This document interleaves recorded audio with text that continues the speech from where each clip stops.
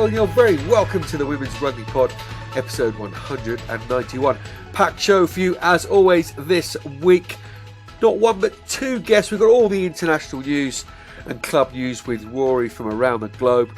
In France, Stade Bordelais have been crowned champions. We catch up with their head coach, Francois Ratier. You may remember him from his days coaching Canada. We catch up with him just before he heads off down to the beach to continue celebrating their win. Fascinating chat with Francois. But first, a lady who played for not only Bristol but Gloucester-Hartpury, of course the finalist in week Sunday's PWR final here in England, Siwan Lilllicrap, the former Wales captain, joins us on the pod right now. Siwan, thank you so much for joining us. Siwan Lilllicrap, former Wales captain. Obviously a very appropriate lady. We'll get up to it a little bit later. But those PWR semi-finals, of course, you played for Bristol, you played for Gloucester-Hartpury. But yeah, just wanted to get you on a pod chat about those and also what you're up to now. First of all, most importantly, how the devil are you? Yeah, I'm good, Johnny. Thank you. Thanks for having me. Good to be back on the pod here. So yeah, I'm good. Keeping busy. Tail end of the season, but yeah, loving. Well, strange not playing, especially at this time of year when I'm seeing like Gloucester and Bristol in the finals and how exciting that playoff stage is and finals and the good times you have with the girls, but obviously the adrenaline of finals. And I think that's where I'm feeling retirement the most is right now. But fortunate enough, I get to still work in rugby, Johnny, and still be part of it. Yeah, I was going to say it is a difficult time of the season. Off the back of the Six Nations, which you were involved in, and the playoffs and all the rest of it. And then now, obviously, we're sort of leading into WXV and some summer tests as well. How much do you miss it? I'm not going to ask you, do you miss it? Because I know you do. But how much do you miss it? Yeah, I think like probably over the last 12 months, I've been okay. And I think it's been last month I've been speaking quite a bit. And I was with Murph, actually, the Gloucester scrum coach last week, and I was like, I miss this time of year. And he was like, is there any consolation? Sure, I'm exactly the same, because obviously he played for Gloucester and stuff, and how many years ago he finished. This time of year is really tough. And I think the camaraderie, like, you know, when you've achieved so much all season and then everyone's super excited and you've got knockout matches and the good times that come after league finishes and final as well. Like I was like, oh, I miss being part of the team and the girls. But I'm fortunate that like I said, I've got to be busy with rugby in other ways and get to focus on that and truly enjoy what I do, Johnny. So I'm like, you know, at the same time, I miss parts of it, but I'm lucky I get to focus on other things. Yeah, well, I'm glad you're scratching the itch with still being involved in the game. I wouldn't put it past you to have a pair of boots in the car just in case. But the various hats, obviously, watching the Six Nations, and if you're a Welsh language speaker, you'll know all about your work within the media and very impressive stuff it was over the Six Nations. What other hats do you wear? You sort of pathway in coaching with a ridiculously long job title, is that right? Yeah, you nailed it there. So You yeah, can't get it on a business card, can you? Can't get it on a business card. Yeah, no, exactly. That's why I have a go on. Yeah, performance pathway management coach. So I head up the under-18s girls head coach that nationally. So we had our Six Nations in April, which is really good. Which, you know, we've got some real good, exciting talent coming through, and I just really enjoy working on the pathway with that age group. Like they're just willing us to get better. You know, the exciting bit is now these girls get to strive to be professional rugby players, and you speak to them what you want to do, want to be a professional rugby player, and it's, you know, it's obviously important that we balance education with that aspiration as well.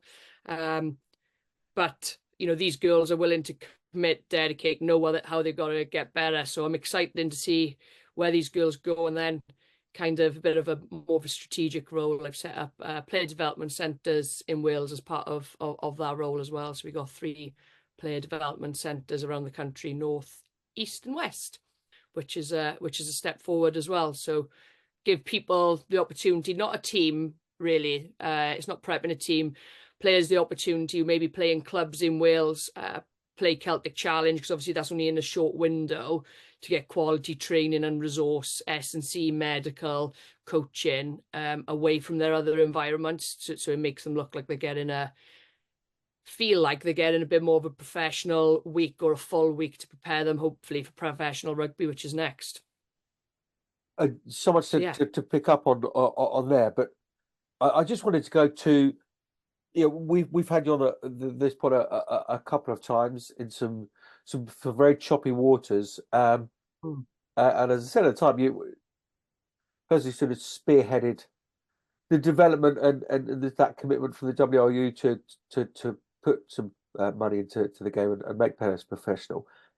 How cool then is it to go out and go, well, yeah, and a little part of you must think, I kind of made this happen. I was a part of this making this happen, and now I can lay it out and say to these girls with full honesty, because it feels like it's permanent now, doesn't it?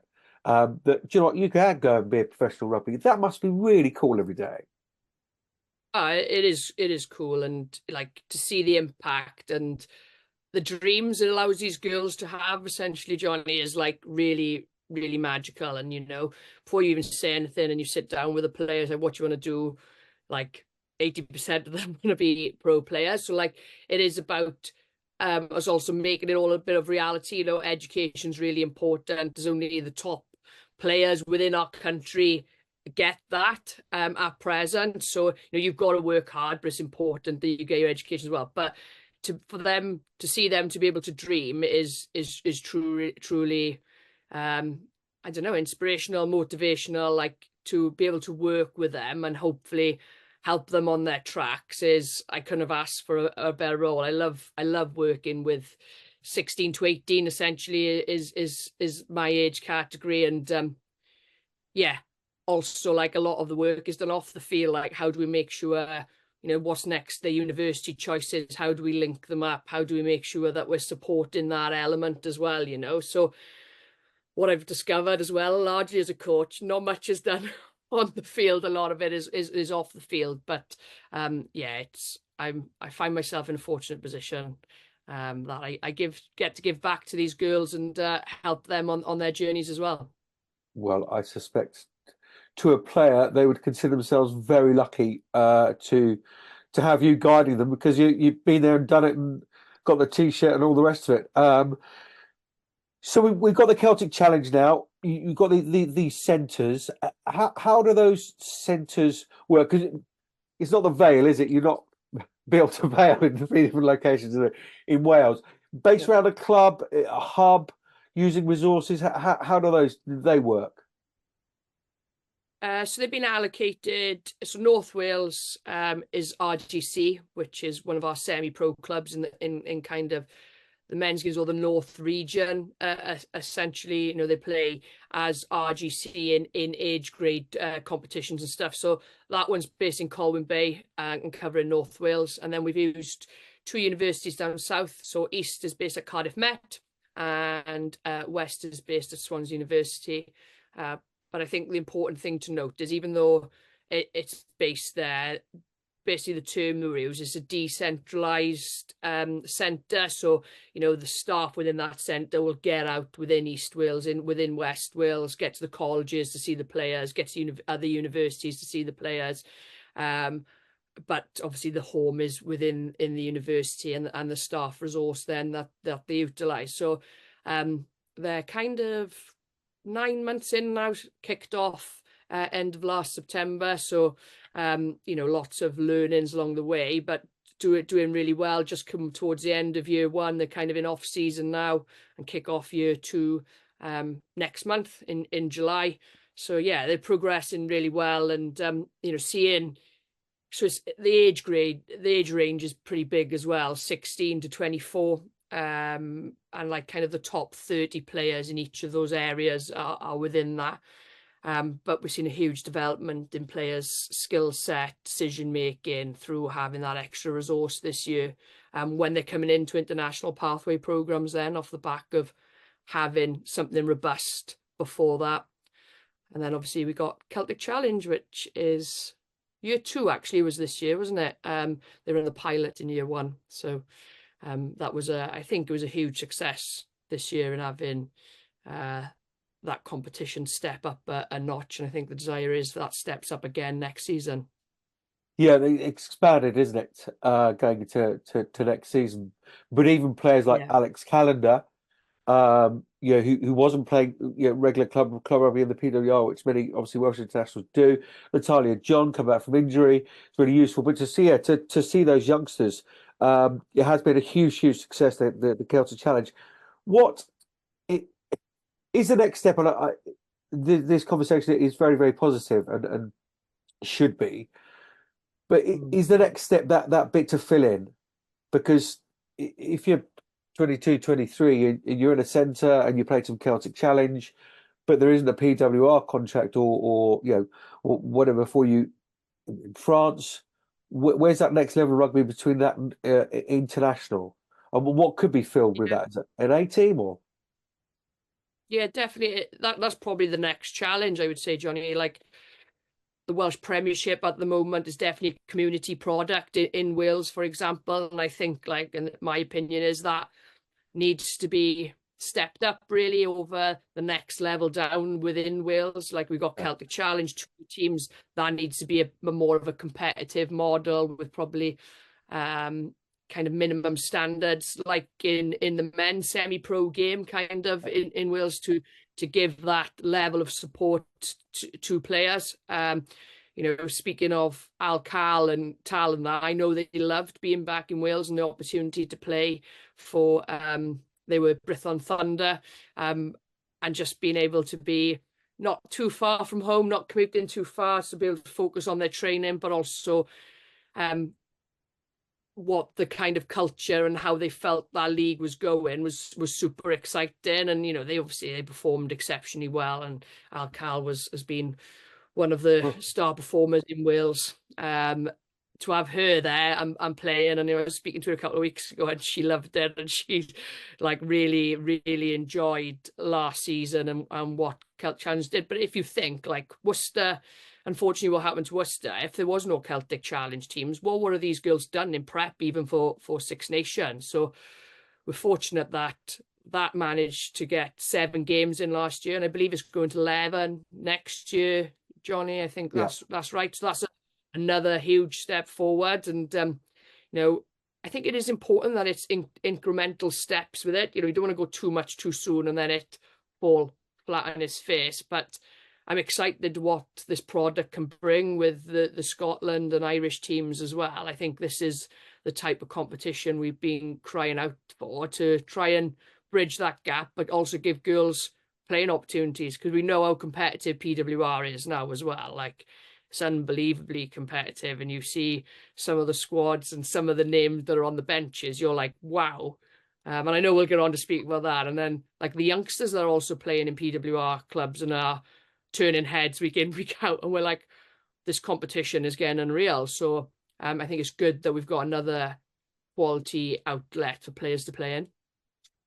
Let's yeah, I agree. And just announced yesterday a new quad tournament.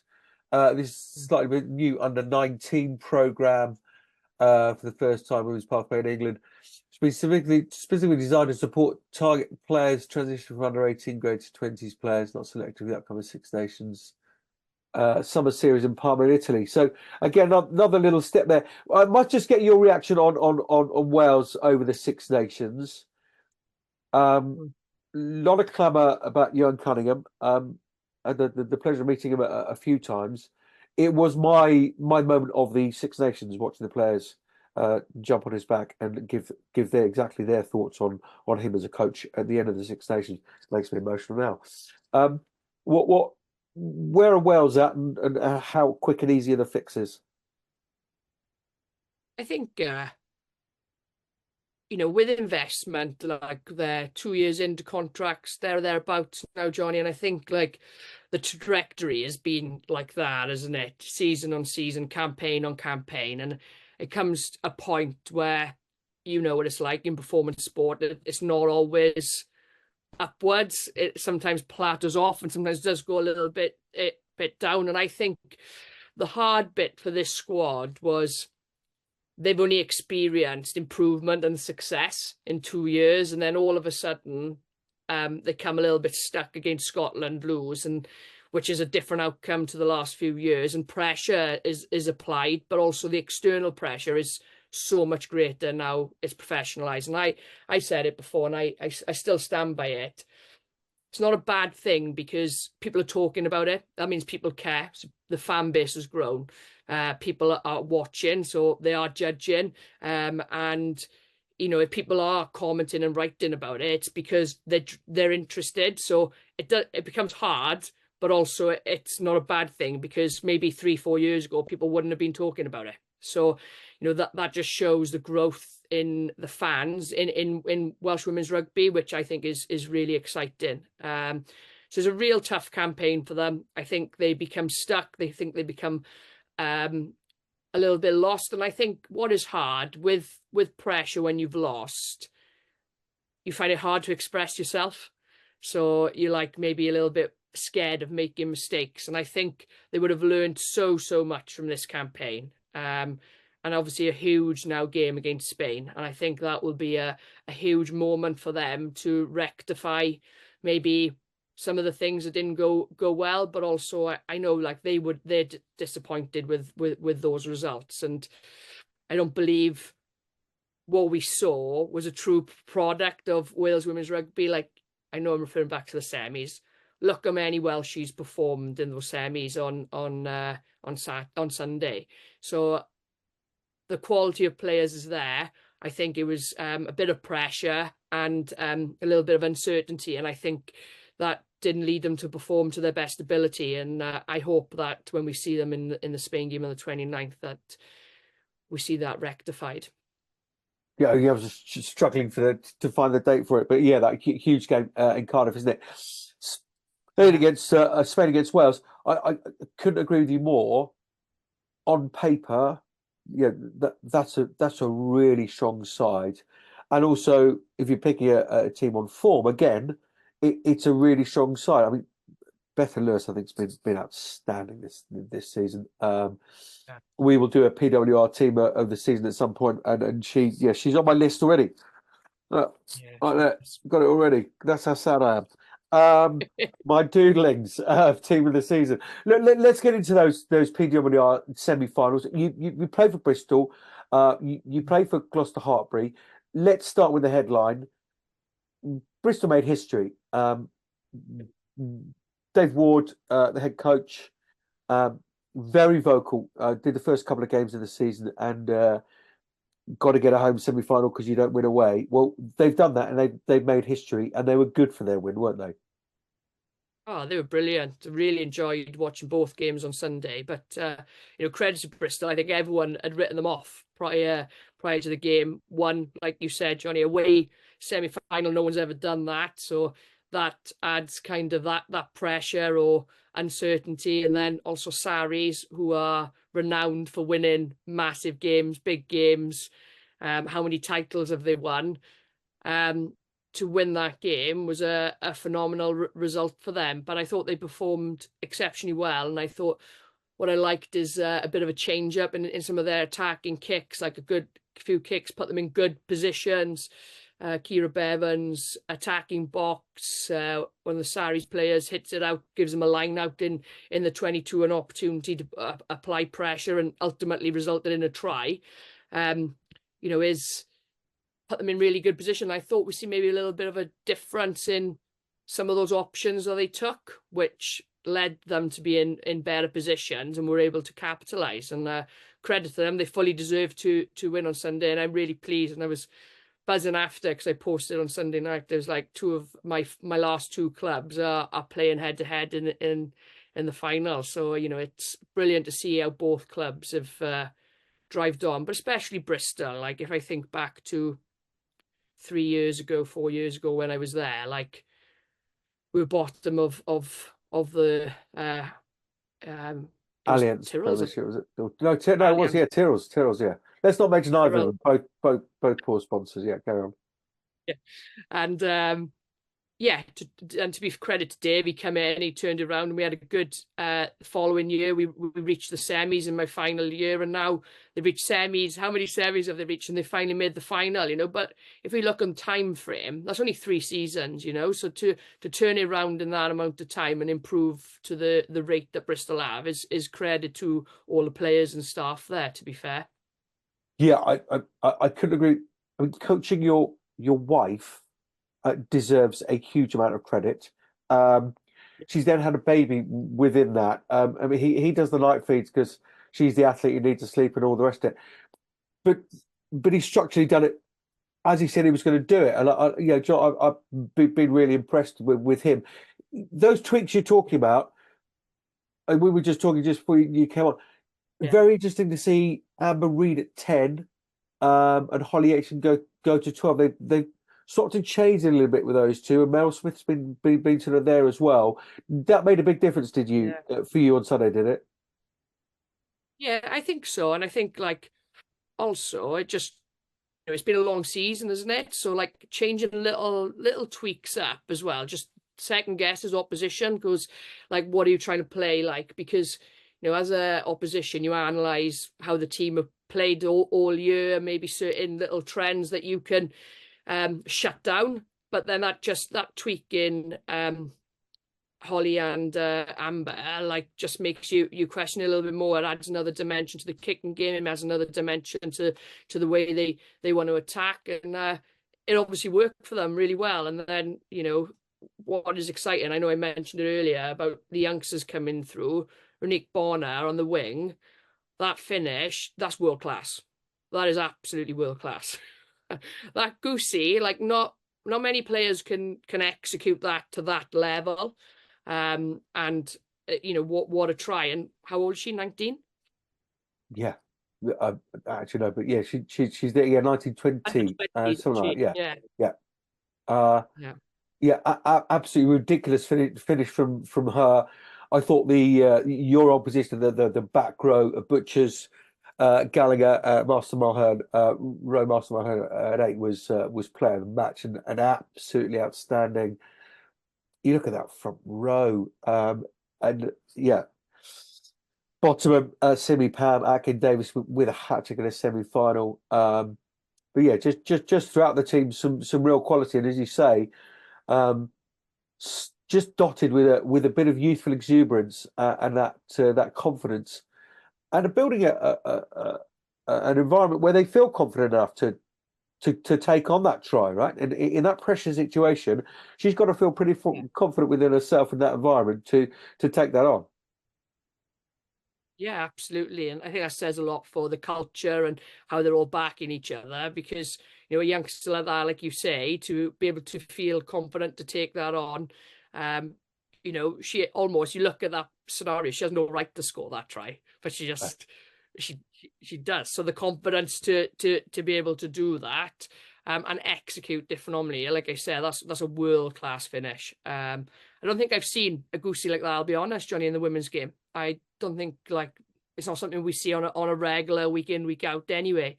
So, I think her prospects are really exciting, but you credit the pack there. And I think they went through some phenomenal work, and ultimately their driving maul was the go-to lock with 3 tries. Thought she was exceptional. Hannah Botman was exceptional. Simi was exceptional. The back row went through a huge amount of work, and Alicia did really well in the wide channel, and Rowe was just their go forward, getting them over the gain line, also working really hard and smoking people like some come from somewhere and smoke someone. So I think the whole pack were really, really good for Bristol on Sunday, and allowed the back line then to fire when it mattered, like that moment with Ronique. So yeah, I was just so pleased for them. They've got the camel off their back, that semi-final camel. Obviously, they've been in some cup semi-finals. They've been in the last 2 PWR finals. So it's really nice for them to be able to get to that final. And the West Country derby is always a belter between Gloucester and Bristol. And like it was said on TV on Sunday, actually, Bristol have come the closest to Gloucester this year. And this was it the only team that Gloucester haven't scored 4 tries against? That's correct. Yeah, it was Yeah. I'm going to say 12-5, something like that, in a very, very frosty, or 12-7 on a very frosty Shaftesbury Park, I believe. Yeah, no, it certainly was. We'll have a word just on Gloucester, just get your thoughts on Gloucester-Hartpury in a moment, but it's good for the game, isn't it? Oh yeah, it's A brilliant for new the a game. new team in the final. Yeah, I think it's brilliant for the game. And like we spoke about, it's 2 or 3 years really, like that team have transformed. So, in pro sport era or elitism of women's rugby, that's not a huge amount of time. So it just shows these other teams as well how possible it is to, go from the bottom end of the table to get into the top end with some quality resource, some belief, and some really good people around the environment. And it just shows that this league, it is competitive already, but can become more and more competitive. And it's almost a little two-tier a little bit at the moment. But I think that gives belief to those other sides that, right, 2 or 3 years, it's not two-tier, everyone's in with a shout. Yeah, I couldn't agree with you more. I must just also just mention Phoebe Murray and Deb Wills, just consistently brilliant performers for Bristol all season long. They've been fabulous. Let's get on to Gloucester-Hartpury, 50 points to 19 against Exeter. Only one team in it, really. What impresses you most about Gloucester-Hartpury, your old side? For me, the way they started on Sunday, I was like, wow, literally straight away. The intent that they started with, the intensity, the execution, the ability to keep the ball alive and move the ball, and everything just seemed to operate from the offset. And then they were under huge amount of pressure from Exeter after that point, but their defence was ferocious and didn't give Exeter the opportunity to get over really or get back in the game. So I just thought their intensity and their execution with intent at the begin with, and then but then to add their defence on top of that, like you've got to credit that because they defended for a lot of that first half in the end, but didn't really allow Exeter back in. So, I just the whole game really, and we know Sean Lynn is a great guy, and obviously he's got the best out of the squad. But like the girls, we spoke about Bristol culture, like Gloucester, the circus they call it, the one desire to play for each other, and you could see that their offloading game, a tip and then an inside ball, and I just was so impressed. I thought when I was watching, I was like, wow, like this Gloucester side is a better Gloucester side than it was 12 months ago. And how, when you look back, how is that possible? So even the best teams are improving now, and I just loved seeing them perform. But so many standout performances in that team as well. I was so pleased with Lakey George. And for her to get over twice, she does, like she said post game, she doesn't score often, but she just fired on the weekend. And I think like her and Mo have a great 9-10 relationship, and I thought Lakey was superb again. Yeah, excuse me. Yeah, couldn't agree more. Over 35 meters per kick from hand. Big part of their game. Big part of the game. And yeah, as you rightly say, just to back up, 50 points to 19. 1, 2, 3, 4, 5, 6, 7, 8 tries. And Yeah. some, yeah, 3 of those from Welsh players. Turpalotti with a great last score, but only 42% possession and only 40% territory. That's, I mean, we've spoken a lot about Miley Pack and one shot, one hit, with all the rest of it. That's exactly what Gloucester are. They get an opportunity, bang, they take it. They almost come alive, don't they? They spring into life. Yeah, I think you nailed it, Johnny. And if you look at those stats without seeing the result, you wouldn't think Gloucester had won, would you? Rightly. So, that just sums up the execution. And you say one shot and you take it. That's what exactly Gloucester were do. So I just think they've just taken it to the next level this year. And to go undefeated until that Sarries game is some achievement. And then probably like now when they look back, I know they were all hurted and gutted after that, That's probably the best thing that could have happened to them, because it makes you look at yourself in a different way. When you're winning, like, yeah, you do reflect, but not the same as if you're hurting and you reflect after a loss. So I guarantee you all of those individuals were looking at themselves. Linny and his coaching team would have been reviewing maybe in more depth again, because I'm right, we've got to fix this up.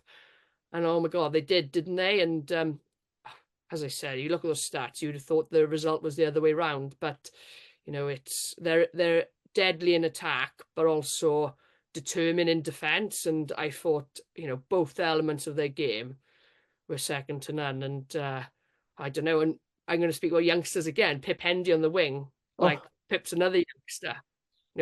How many youngsters did they have in that squad? So it's not just old experienced players in these squads. The young talent that's coming through now in England and in Wales is phenomenal. And when you then think of where's women's rugby going, like, the product's exciting now, but I'm like, the amount of growth we're still going to get is going to be phenomenal. Oh, I love chatting to you.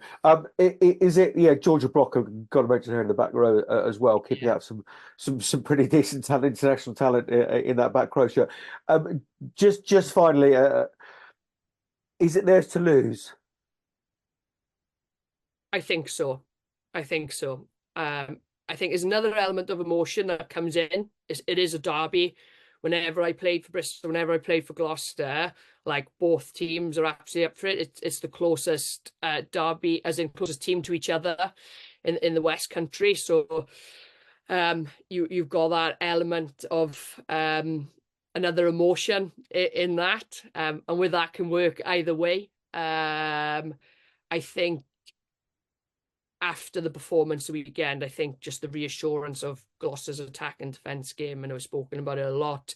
But then that element of uncertainty over maybe what Bristol are going to bring, and maybe change things up a little bit again, and ask questions, which, to be fair, is really tactically very smart from Dave. People think Bristol play this certain way, and then all of a sudden you're seeing a few other tweaks and elements of what they do, and then you question yourself. So it's going to be a battle. You've got Zoe versus Abby, both England's top line-out callers and gurus going head to head. You've got international hookers with Lark versus Neve Jones. You've got international back rowers going head to head. Yeah, nines, tens, yeah. Oh. Yeah. So I we're in for a belt there, Johnny, and I'm what are we now? We're like 8 days away and 9 days away, and I'm already excited. Great stuff. Yeah, that we can certainly guarantee that it will be one hell of a match and one hell of an occasion. Jan, it's been absolutely lovely to catch up with you, and I'm just so delighted you're now part of that process that you helped create. That must be absolutely joyous, and you deserve all the joy in bringing those youngsters through. You'll be down at Sandy Park, will you? Down at Exeter? You're going to get down for the final? Yeah, I plan on getting down there. Yeah, a bit of a road trip, come down from Swansea. Yeah, definitely. It's not one to miss, is it? Indeedy not. Great stuff. We look forward to seeing you down there. Cheers, Johnny. Thanks for having me. I'm Vicky Fleetwood, and you're listening to the Women's Rugby Pod. Great to have a chat with Siwan, and so glad that she is involved in that Welsh setup. I mean, just so instrumental in putting the issues that Wales were going through in front of people, keeping them in the forefront, and her influence in making the changes happen that we're seeing now in the WRU. Kind of, I underestimated her influence in making that happen. Well, a man of influence, which has always been good on teams that he's coached. Of course, he coached Canada to the 2014 World Cup final. He's been working over in Canada and then decided to come over to France to coach Stade Bordelais' women's team. And last weekend, they picked up the trophy in their final. Here's Francois Ratier. It is a very good morning, or bon matin, to an old friend from many, many years ago. Francois Ratier, the Stade Bordelais coach.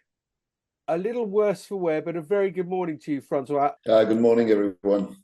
Thank you for having me on the show Johnny, long time no see. It has been a long time. I want to get into sort of your journey back to France, obviously, where we forged a friendship at the 2014 World Cup. But we've got to reflect on the weekend. You are the head coach of Stade Bordelais and won the Elite 1 feminine title over the weekend. What an extraordinary event. Talk us through the game and the actual the process of winning at the weekend. Oh well, it's always a bit the same story. First, you need good players, and I have good players, and at the end, to make sure that you bring them in the right direction. And so it ended as we planned. Sometimes it doesn't, but it did, and it's a great time for us and for this group for sure to be French champs. Yeah, absolutely. I mean, it was a reasonably convincing win in the end against RC Romagna. Yeah, it's a Clermont women's Clermont. team. Yeah, that's it. We always try and tell people that despite the name, it is very much a Clermont side. Where did you get the better of them on the park, Francois? One moment they were ahead. And we knew we could, if we were just sticking with the plan and just, a final, you want it. It's not about strategies, or it's always a bit, but it's if you really want it, you find a way. So that desire to get over the line, and of course, within your squad, you have, some elite professional players, especially in that pack. A huge amount of experience there. The Socials, kind of Fui, Fall, all the rest of it. How much does that experience tell on the day? Well, that's great, because you got the French tight five and the Canadian back rows, plus the scrummer. So I can travel, it's all right. Yeah, absolutely. a lot of experience, yes. And just how hard have you celebrated since? Well, not for me, not very hard right now. Probably more today. For the group, I think they didn't sleep since 72 hours. I saw some of them yesterday. They were, in the city. So we got some celebration of formal celebration on a. Next Sunday evening, we're going to the UBB, our top 14 team here against Racing, and we present the shield at the end at the half time. It's going to be 30,000 people, so that's great. And how integrated is the women's side into the men's team there, front? So obviously, we have here the PWR, which is sort of always built around the men's Premiership teams. Is it a similar kind of vibe sharing of resources and coaches chatting all the time? How does it work? It's not. It's less formal. I think it's more about where you are and the connection you have. I think the English league is a great example of where and what the French should do. Next year they reduced the championships to a top 10, which is great. But then in terms of exposure, in terms of the quality of let's say video recording, promotion, etc., it's not at the level that we are expecting. So for the first time, I would say just look at the English and do what they do. Oh yeah, yeah. A veiled compliment, indeed. Oh, you guys doing great stuff with that league. To be honest, we watch all the games. That's very enjoyable to watch. Okay. Oh, so and that's the players as well as coaches watching the PWR over there, is it? We got some players who are very interested about what you guys are doing because they play against England, and the best way to beat England one day is to understand how England is playing. And me, because I'm always interested in, players and styles and rugby. Yeah, absolutely. It seems to be a lot of chopping and changing with the league. Yeah, I'm not across the Elite Feminine as much as I am the sort of Premiership or the PWR over here in all its different guises. But there seems to be a lot of chopping and changing almost year to year. Would some consistency help? Yes, of course.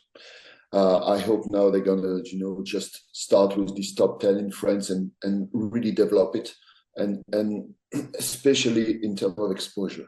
We need exposure, and we are in 2024. It's not hard to expose a league or to be creative with what we're doing right now. For example, we don't need a huge amount of resources to do it. We just need a bit of creativity and a vision. Right now, I think this is lack of vision that killing it. But I'm optimistic that they can do better for sure. So what attracted you, Francois, to go back to France? Oh well, I was working. So as you know, I used to coach the Canadian women's team for 2 World Cups. Then I moved as a technical director for the Quebec Rugby Union, where I live in Montreal. Then 2 years with the Toronto Arrows, the MLR franchise. Unfortunately, the owner passed away and the franchise collapsed, at least for the moment.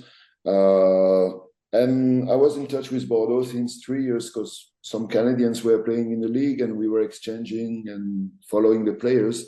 And they asked me if I wanted to come. And I said yes.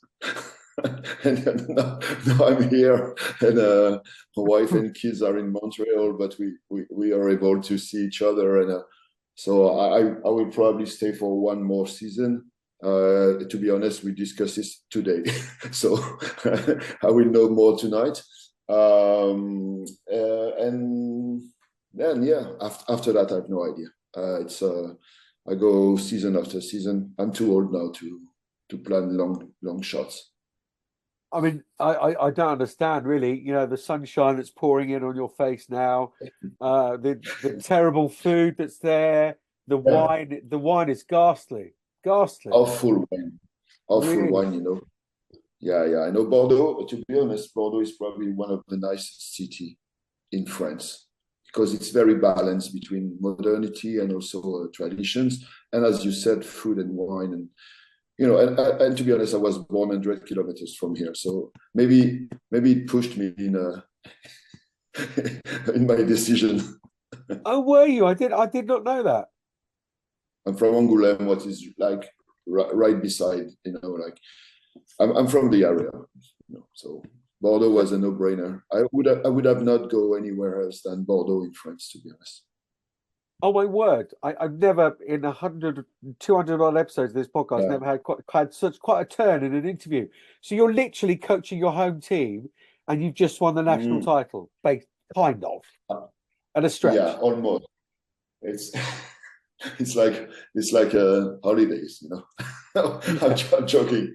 It's not park. It's not, but it's a nice place. To be honest, I think that's where I am right now in my life. I want to work very hard because that's the only way. But if on the downtime, if it's pleasant, it's always better. Yeah, look, it can't be easy with a family back home in North America. Well, that's the hardest part, to be honest. And my kids are 14 and 17, so we know that we are going in the right direction. My wife loves France, and we are able to manage it. But yes, it's always a challenge, but it's the nature of our job, to be honest. It's the same for my colleagues around the world. Sometimes it fits well. Sometimes you have to make sacrifice, but that's my job. That's pretty much what I do. I can't do too many things else. So I go where the job is. And you've done it for a long time, and you go where the work is, don't you? Just a couple more for Francois before you get your board shorts on and your flip flops and head down to the beach. Oh no, you've got an important meeting about next year first, but Motorbike. I take my motorbike to the beach, and then the meeting with my president are at the beach. To be honest. Oh, of course they are. Should Of course they be are. Only in France. In England, it would be across a desk in suits and collars and all the rest of it, right? In Blackpool. Yeah, indeed. I just wanted to ask you. Look, you are a people person. You understand. From what I know of you, that importance of connecting with a person because they're a person all the time and a rugby player a part of the time. How have you found the difference between coaching Canadian women and French women? Well, it's a question of culture. North American, I would say Anglo-Saxon at large, got a work ethic at the extreme. French are a bit different. I know, so no, they don't. Well, some of them are probably. No, it's a totally different culture. But at the end, there's always a way to find a compromise, and the main link between all those culture is to work. And if you're lazy or not, you have to work. You won't leave that field without having done what we asked you to do. That's the main things that we found to bring people together, whether they are French or Canadian. We are also Scottish next year, so it's work indeed. Only way to perform. Work on the field, and then off the field, do what you want. That's not my business. Indeed. And just finally, we'll sort of have a wee look at Canada. I know you're a man who keeps his eye across rugby across the globe. You must have looked with huge delight at Canada. Been a resurgence. Obviously, just won the Pac-4. Going to be hosting WXV1. It's seems like a corner has been slightly turned because it's a bumpy old road, Canadian women's rugby. Yeah, and I'm very glad because a old coach told me one day, that's what you take, that's what you leave.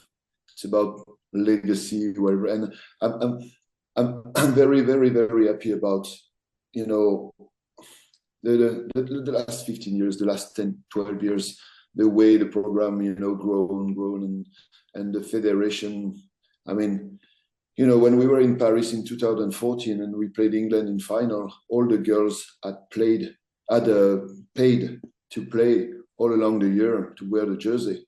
Now, I know it's not fantastic, but at least they get a bit paid to when they are away, etc. There's massive progression to make, but I'm glad that this country, because Canada is not a huge country in terms of rugby, as you know. You just watch our men, and you will understand. So it's always a survival mode when you coach and play in North America, but we found a way, and my colleague now, so not colleague, but the coach who took the team now, the Rugby Canada on the women's side made a lot of progression. So we were able to stay in the top 4 the last 15 years. That's cool for a not very resources nation.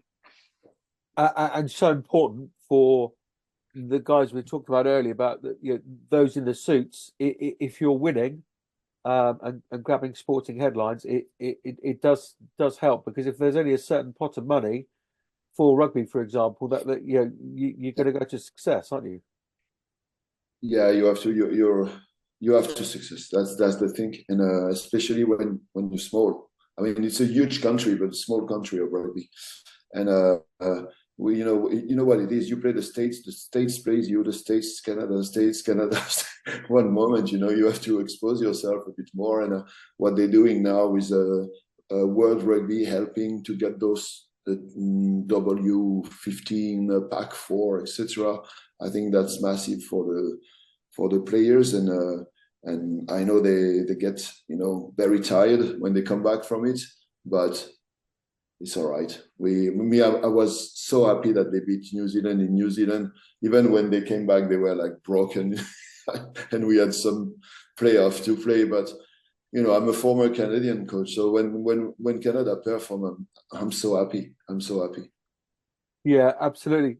Just finally, I just wondered, over the last 10 years, you sort of been away from that international scene with the women. Have you looked on at women's rugby at an international level with great delight or some frustration? There's some things that you would like to do. You mentioned there that WXV. I mean, I personally think that the acceleration of Yeah. Test matches across the world, whether it's Madagascar or Netherlands or the rest of it, nations are beginning to play rugby, and that is funded and funded generally by World Rugby. Well, that's cool. You know, we just need to take care that don't go not too fast, because we are late from 40 years, but just for the the health of the players, and not just the physical, like the mental, get tired, they get very exposed. But you know what? Sometimes you have to go from zero to, and then it come back to a sort of balance, probably in the future. So having this exposure is great. I would really love if World Rugby could, put their calendar aligned around the world, because when you get, I'm sure it's the same for my colleague in England. When you get your guys your girls away from certain time, Six Nations is on the schedule, and then you got another schedule with Pac 4, and then you got another, and it's never at the same time. So it's like coaching 3 teams in your team, when you have a club. So it's challenging. So the day they could align it with Six Nations and Pac 4, for example, would be great. But they didn't this year, I tell you. Yeah, would make sense, and I'm absolutely with you that we need to walk before we can run, and it's great having these tournaments, but they need to be sustainable within themselves. So, is the exposure right? Is the broadcast right? Is the offering to the world? And what I describe as floating voters. If somebody turns on and goes, "Oh, that's," because we know the product's good, right? The quality of rugby is good. Oh yeah, it's attracting those floating voters. I'm not sure we're quite getting that right at the moment, but the last game England and France was in Bordeaux, and it was 25,000. The stadium was packed. It's fantastic, so it's clearly going on the right direction, and we have a very good product. I think, as you said, we need to expose it better, at least here, for sure. You guys doing a good job. And the day we do that, you got the 2 top leagues in the world, the 2 top players in the world. There's no reason that people or sponsors or people will be attracted. In France, it's turning on the right direction too. The mentalities are changing.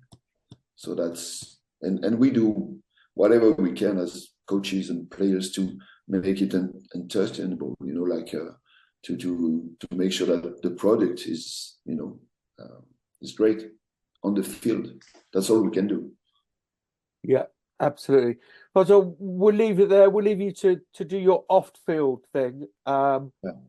It's been absolutely lovely to catch up, and I hope you celebrate in great style. I just wanted to say hi to Gary Street, if you don't mind. I know he went through a very tough time. I followed that by, the other side of the channel. But I don't know if he's listening, but Gary, where is you, man? Even here. So hang on. Don't give up. Francois, lovely.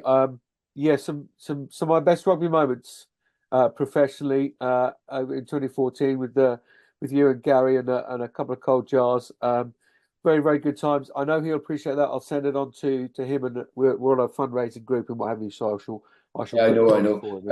We wanted to participate a bit more with some French jersey, etc. But the timing was, but we will find a way. Yeah, no, absolutely. Buzzer, absolute pleasure. Really lovely to speak to you. I hope your negotiations go well, and I hope you enjoy the sea. I will. I'm Flaky George, and you're listening to the Women's Rugby Pod. I certainly hope he enjoys his time down at the beach. What a place to discuss your next contract with a beer in hand down on the beach. It's not a bad way to do business, is it? But lovely words towards Streety as well. Streety, we're not going to stop supporting you, and those messages keep firing in. So yes, keep fighting the good fight, my friend. It's been great to see you out and about of late as well. So yeah, lots of love from Francois and from us here at the WRP. Now for the rest of the news from around the world, of course, it's Rori Taylorson. Wow, what amazing semi-finals we had here in England in the PWR. Some brilliant rugby. I'm Rori Taylorson, and here's the rest of the news from around the world.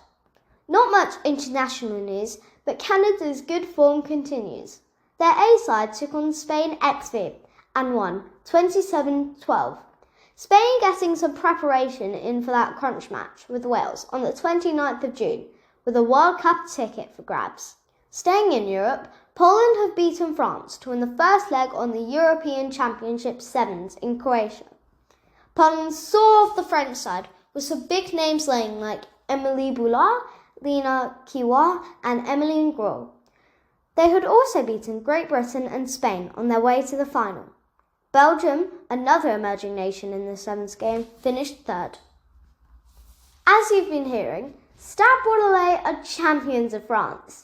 The top French league, the Elite 1 Feminine final, was played out on Saturday at the Stade Bordelais in Bourgois. 32-17 was the final score as Francosi Ratier's side beat ASC Rogmanat. South Africa, round 9 of the Women's Premier Division. Border ladies travelled to Bulls Daisies. First versus third going into this round, the Bulls scored 47 unanswered points. The Sharks went down to Western Province 11-23. EP Queens had a better round, 19-34 it finished with the Golden Lions. Bowling Dames went to Free State and won 74-5.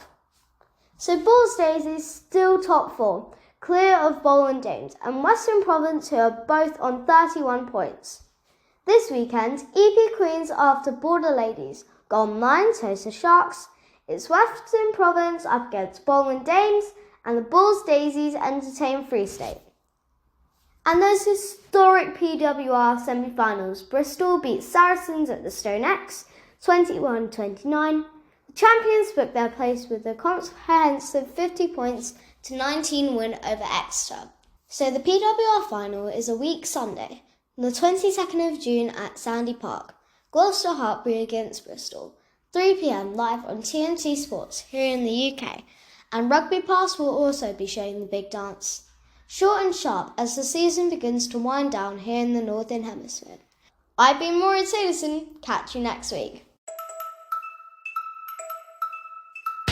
Just off the back of Rory's news there, the Transatlantic Squad Series has been confirmed for Women's Pathway. England now being integrated into that competition with Wales and USA. This will happen in Cardiff between the Sunday the 13th and Wednesday the 24th of July. We are being told that will be streamed. Basically, it's a new programme, first for Women's Pathway in England, has been specified to design to support targeted players transitioning from under 18 to under 20. And those not selected for the Six Nations Women's Summer Series in Parma in Italy. More opportunities for younger players. Well, that's about it for another week. Just a couple of shout outs, some retirements to get you across. It was announced earlier this season, but Sonia Sonic Green with Saracens now out of the PWR race for the title. Could confirm her retirement. 22 years at the coalface at Saracens. The former England A player, England Sevens captain as well. 329 games, I make it, for Saracens. Absolutely extraordinary servant to the club. And in recent years, she's combined that playing career with vice principal at the Saracens High School as well. But what a great servant to the club, great servant to English club rugby. Lovely lady as well. We wish you all the best for the future, Sonic. And over the weekend, Saracens players were celebrating just personal little milestones. Donna Rose with her 50th appearance for the club. Sarah McKenna, a Centurion, and Poppy Clear up at 150 appearances for Saracens as well. My thanks to Francois, my thanks to Shoan, thanks to Tom doing his bits and pieces in the background. We'll see you next week for a full preview of the PWR final.